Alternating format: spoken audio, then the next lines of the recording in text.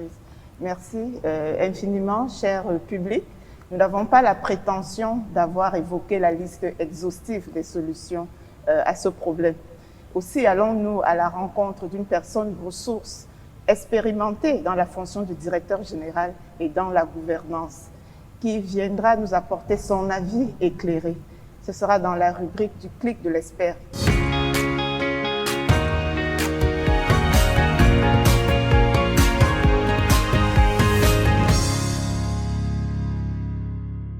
Mathieu is a seasoned professional with a 33-year career across the banking, metals, mining, and technology industries in Africa, Asia, and Europe.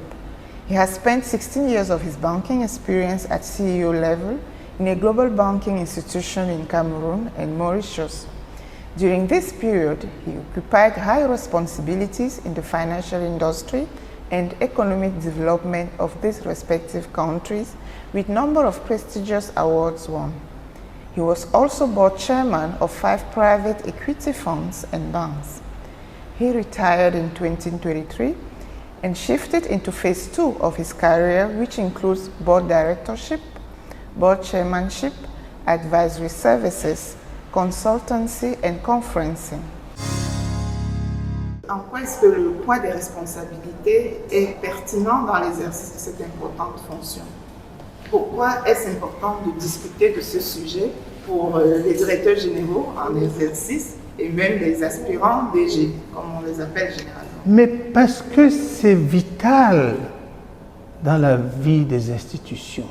Je vais vous dire, ça dit pourquoi c'est important. Parce que des décisions que prend le directeur général dépendent de la survie d'une entreprise. Et quand on dit la survie d'une entreprise, ça veut dire tout l'impact que ça a sur les parties prenantes, que sont le personnel, les clients, les actionnaires, les régulateurs, les relations avec le gouvernement, les communautés. C'est quand même très important de savoir que la décision qu'on prend a un impact qui est massif, comme on dit. C'est pas quelque chose, c'est pas un jeu. C'est ça le poids des responsabilités. Effectivement, la différence fondamentale entre une décision stratégique et une décision tactique, c'est le coût. Quand tu prends une mauvaise décision tactique, le coût, ça va, c'est gérable. Quand tu prends une mauvaise décision stratégique, le coût est lourd. Quelquefois, tu vas au mur, tu vas dans le mur. C'est pour ça que, avant de prendre une décision stratégique, il faut faire ce qu'on appelle un SWOT analysis. Comme on dit, les forces et faiblesses, les menaces, les opportunités, il faut écouter. On écoute beaucoup les gens, mais on sait très bien que de toutes les personnes qu'on écoute, la seule personne qui a l'information à 360 degrés, c'est nous. Chacun va apporter sa perspective d'information dans la prise de décision. Mais la seule personne qui a le 360 degrés, c'est le directeur général. C'est pour ça d'ailleurs que les gens sont mal inspirés de critiquer une décision de direction générale parce qu'ils n'ont pas, en général, critiqué par rapport à l'information qu'ils ont eux, par rapport à leur sensibilité, par rapport à leurs aspirations, par rapport à leur biais personnel à eux. Mais ils ne connaissent pas la perspective des autres. La seule personne qui est au-dessus, c'est le directeur général. C'est pour ça que je dis souvent que quand je décide, c'est une décision d'état-major, c'est-à-dire qu'on applique. Quand c'est tactique, on peut se tromper, on ajuste. Ça ne coûte pas très cher. Quand c'est stratégique, il faut faire très attention. Alors, des fois, c'est là où il faut faire le choix entre la précision de l'information et la rapidité de décision. Parce que quand tu veux une décision précise, tu vas avoir tendance à avoir beaucoup plus d'informations. Quand tu veux une décision rapide pour move vite, une information significative suffit, même si elle n'est pas complète. Donc c'est tout ça qui participe de la vie du patron qui finalement, c'est vrai, un grand patron, c'est quelqu'un qui est très seul en fait, en réalité. Même s'il est entouré des gens, même la famille à la maison, la femme, les enfants, on n'est pas toujours compris. Il y a des choses qu'on ne peut pas parler, dont on ne peut pas parler à la maison. On ne peut pas. Quand ta femme te dit, mais tu me donnes des coups de pied la nuit, tu me donnes des coups de poing la nuit, bon, elle ne comprend pas parce que même quand tu dors, tu réfléchis. Quelquefois, une idée te vient à 3 heures du matin. Une idée te vient à 4 heures du matin. Tu as gambergé dans ta tête. C'est à 4 heures du matin qu'une idée te vient. Parce que quand tu as nettoyé ton cerveau des choses qui t'encombrent, c'est ça la vie. Donc la prise de décision et je dirais l'isolement du décideur sont consubstantiels. Qu'est-ce que vous faites quand l'idée vous vient dans la nuit? Vous vous vous levez pour la documenter. On dirait que vous le savez. J'ai toujours un bloc-notes sur moi. Bon, quelquefois sur le bloc-notes, quelquefois sur l'ordinateur, le téléphone. Je note parce qu'effectivement, quand une idée me vient, je note. Mais en réalité, ce n'est pas que la nuit. Parce que je réfléchis tout le temps. Et souvent, quand je suis en train de noter sur mon téléphone portable, ce n'est pas pour envoyer des SMS. Des fois, c'est pour noter les idées qui me viennent. Parce que je réfléchis en permanence. C'est vraiment une fabrique d'idées. Voilà, c'est comme ça notre vie. En fait, c'est une vie vraiment dédiée au métier. Parce qu'on a le poids des responsabilités. If you can now tell us how to mitigate this. One thing, to be able to make good decisions, precisely because you have doubt and you are alone, you need to do fundamentally, from that standpoint, I would say 3 things. Listen. A lot of people, you should be able to listen. Listen actively. You have to develop the listening. Don't just listen to respond. Listen to understand, to learn, number one.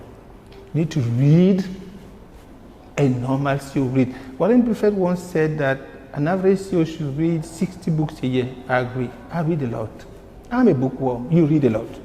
You should be a member of business associations because you will meet people that are dealing with the same problem that yours. That's what if you look at, for instance, when I was in Cameroon, I was very active in the Bankers Association. I was very active in GICAM, the Employers Association. I was very active in the Cameroon Business Forum, among others. I was the chairman of Business Coalition Against Corruption because there you're meeting CEOs that are dealing with, we call them like-minded people. You're kind of dealing with the same type of problems. The CEO must be 80% on the balcony. Because you have people, what we call SME, subject matter experts, director, that are running. I mean, the HR is scattered, head of HR, the finance, the business, the operations. Your job is to be out there getting the information to make the right decision. And the other aspect is your health. You need to be mindful of your health, physical and mental health. It's very important. So that you sure that you're clearing your mind to make the right decision. And obviously now you have also your own mindset, the mindset. Because you see, this is where, talking about me, I mean, because most of the time I've been in decision-making position, as I said, I was at the strategic inflection point. There was no precedent. There was no playbook. So I have to play with my own character. And what is my character? I'm somebody who is a disruptor, who is a trailblazer, who is a pathfinder, who is an anti-conformist. So that's me, that's my nature. I'm not somebody who will be happy with the status quo. I'm somebody who constantly shifting from the fixed mindset to the growth mindset. And within the growth mindset, I'm shifting from the incremental mindset to the exponential mindset.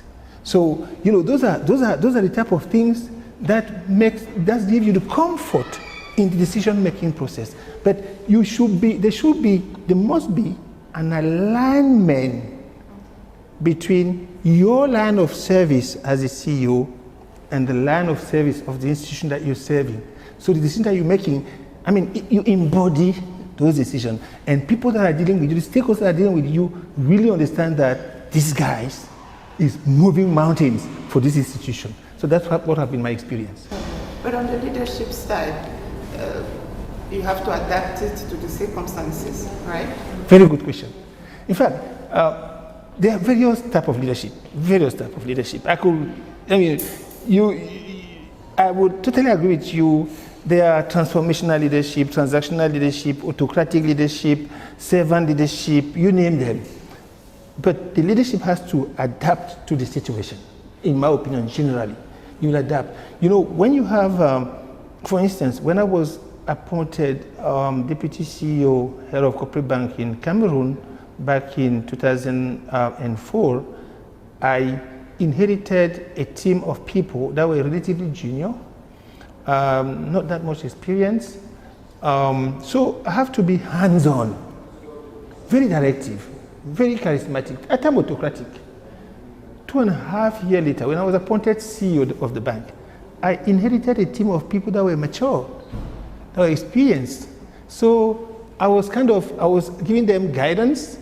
I was making the ultimate decision, but they were, we call them SMEs, subject matter experts into their domain. So you have to adjust the leadership.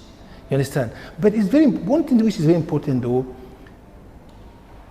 at times institutions fail because there's a disconnect between the line of service of the leader and the line of service of the institution. I cannot work for an institution where there's no alignment between my line of service and their line of service. That has been my entire career, because I'm only good when there is a perfect match between my line of service and that of the institution. Matthew, many thanks once again for sharing your insightful experience and recommendation on this edition of Q-Label. We wish you well on your future endeavors.